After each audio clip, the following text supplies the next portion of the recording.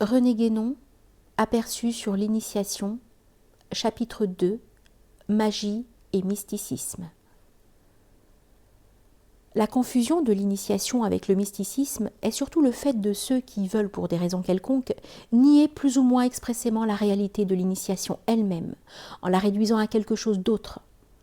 D'un autre côté, dans les milieux qui ont au contraire des prétentions initiatiques injustifiées, comme les milieux occultistes, on a la tendance à regarder comme faisant partie intégrante du domaine de l'initiation, sinon même comme la constituant essentiellement, une foule de choses d'un autre genre qui, elles aussi, lui sont tout à fait étrangères, et parmi lesquelles la magie occupe le plus souvent la première place.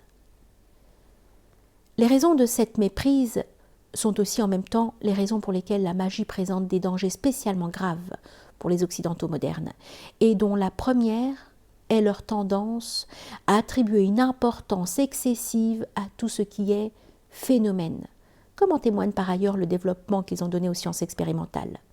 S'ils sont si facilement séduits par la magie, et si alors ils s'illusionnent à tel point sur sa portée réelle, c'est qu'elle est bien, elle aussi, une science expérimentale, quoique assez différente, assurément, de celle que l'enseignement universitaire connaît sous cette dénomination. Il ne faut donc pas s'y tromper. Il s'agit là d'un ordre de choses qui n'a en lui-même absolument rien de transcendant. Et si une telle science peut, comme toute autre, être légitimée par son rattachement au principe supérieur dont tout dépend, suivant la conception générale des sciences traditionnelles, elle ne se placera pourtant alors qu'au dernier rang des applications secondaires et contingentes, parmi celles qui sont le plus éloignées des principes, donc qui doivent être regardées comme les plus inférieures de toutes. C'est ainsi que la magie est considérée dans toutes les civilisations orientales. Qu'elle y existe, c'est un fait qu'il n'y a pas lieu de contester, mais elle est fort loin d'y être tenue en honneur, comme se l'imaginent trop souvent les Occidentaux, qui prêtent si volontiers aux autres leurs propres tendances et leurs propres conceptions.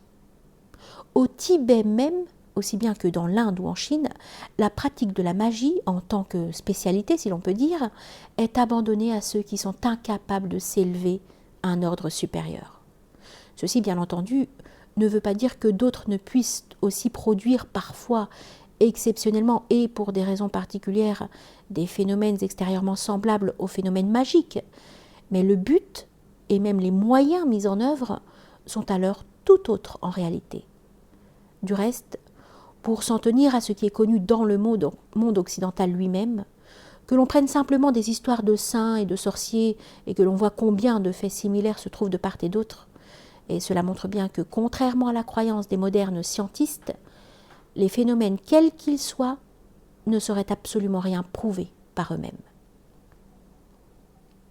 Maintenant, il est évident que le fait de s'illusionner sur la valeur de ces choses et sur l'importance qu'il convient de leur attribuer en augmente considérablement le danger.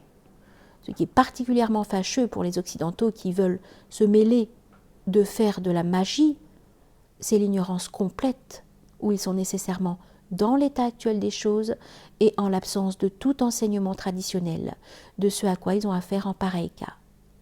Même en laissant de côté les battleurs et les charlatans si nombreux à notre époque, qui ne font en somme rien de plus que d'exploiter la crédulité des naïfs, et aussi les simples fantaisistes qui croient pouvoir improviser une science de leur façon, ceux mêmes qui veulent sérieusement essayer d'étudier ces phénomènes, n'ayant pas de données suffisantes pour les guider, ni d'organisation constituée pour les appuyer et les protéger, en sont réduits à un fort grossier empirisme.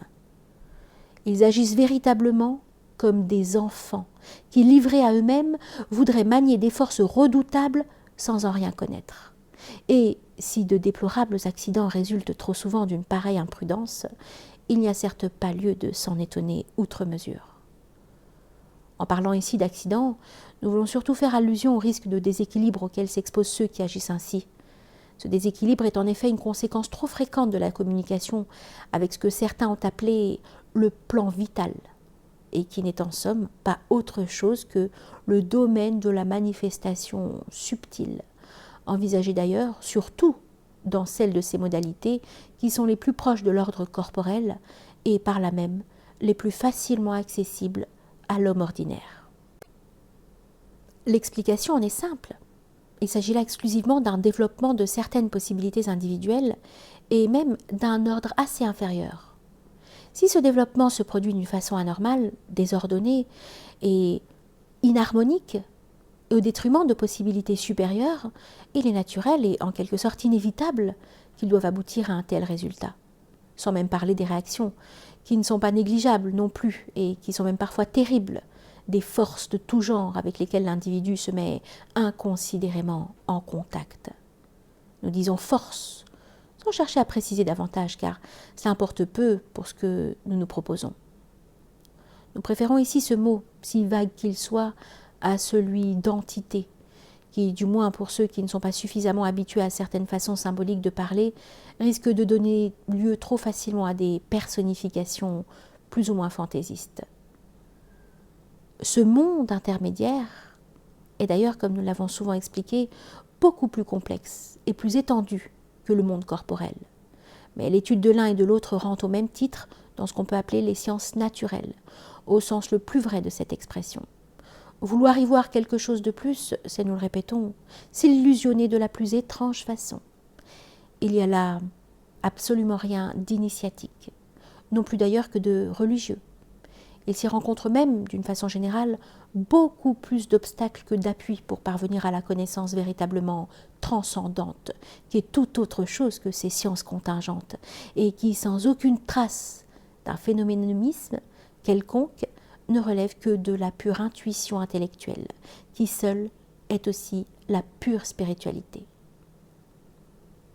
Certains, après s'être livrés plus ou moins longtemps à cette recherche des phénomènes extraordinaires ou supposés tels, finissent cependant par s'en lasser, pour une raison quelconque ou pour être déçus par l'insignifiance des résultats qu'ils obtiennent et qui ne répondent pas à leurs attentes. Et, chose assez indigne de remarque, il arrive souvent que ceux-là se tournent alors vers le mysticisme. C'est que si étonnant que cela puisse sembler à première vue, celui-ci répond encore, quoique sous une autre forme, à des besoins ou à des aspirations similaires. Petite note. Il faut dire qu'il est aussi arrivé parfois que d'autres, après être rentrés réellement dans la voie initiatique, et non pas seulement dans les illusions de la pseudo-initiation, comme ceux dont nous parlons ici, ont abandonné cette voie pour le mysticisme. Les motifs sont naturellement alors assez différents et principalement d'ordre sentimental. Mais quels qu'ils puissent être, il faut surtout voir dans de pareils cas la conséquence d'un défaut quelconque sous le rapport des qualifications initiatiques, du moins en ce qui concerne l'aptitude à réaliser l'initiation effective. Un des exemples les plus typiques qu'on puisse citer en ce genre est celui de LCL de Saint-Martin. Fin de la note. Assurément, nous sommes bien loin de contester que le mysticisme ait en lui-même un caractère notablement plus élevé que la magie. Mais malgré tout, si l'on va au fond des choses, on peut se rendre compte que sous un certain rapport tout au moins, la différence est moins grande qu'on ne pourrait le croire. Là encore, en effet, il ne s'agit en somme que de phénomènes, visions ou autres manifestations sensibles et sentimentales de tout genre, avec lesquelles on demeure toujours exclusivement dans le domaine des possibilités individuelles. Petite note. Bien entendu, cela ne veut nullement dire que les phénomènes dont il s'agit soient uniquement d'ordre psychologique comme le prétendent certains modernes. Fin de la note. C'est dire que les dangers d'illusion et de déséquilibre sont loin d'être dépassés. Et s'ils revêtent ici des formes assez différentes, ils n'en sont peut-être pas moins grands pour cela. Ils sont même aggravés en un sens par l'attitude passive du mystique qui, comme nous le disions plus haut, laisse la porte ouverte à toutes les influences qui peuvent se présenter, tandis que le magicien est tout au moins défendu jusqu'à un certain point par l'attitude active qu'il s'efforce de conserver à l'égard de ces mêmes influences, ce qui ne veut certes pas dire d'ailleurs qu'il y réussisse toujours et qu'il ne finisse pas trop souvent par être submergé par elles. De là vient aussi d'autre part que le mystique, presque toujours, est trop facilement dupe de son imagination, dont les productions, sans qu'il s'en doute, viennent souvent se mêler aux résultats réels de ses expériences, d'une façon à peu près inextricable. Pour cette raison, il ne faut pas s'exagérer l'importance des révélations des mystiques, ou du moins on ne peut jamais les accepter sans contrôle. Petite note. Cette attitude de réserve prudente qui s'impose en raison de la tendance naturelle des mystiques à la divagation, au sens propre de ce mot, est d'ailleurs celle que le catholicisme observe invariablement à leur égard. Fin de la note. Ce qui fait tout l'intérêt de certaines visions, c'est qu'elles sont en accord sur de nombreux points avec des données traditionnelles évidemment ignorées du mystique qui a eu ces visions. Mais ce serait une erreur, et même un renversement des rapports normaux, que de vouloir trouver là une confirmation de ces données, qui n'en ont d'ailleurs nullement besoin, et qui sont, au contraire, la seule garantie qu'il y a réellement, dans les visions en question, autre chose qu'un simple produit de l'imagination ou de la fantaisie individuelle. Petite note, on peut citer ici comme exemple les visions d'Anne-Catherine Emmerich. Fin de la note.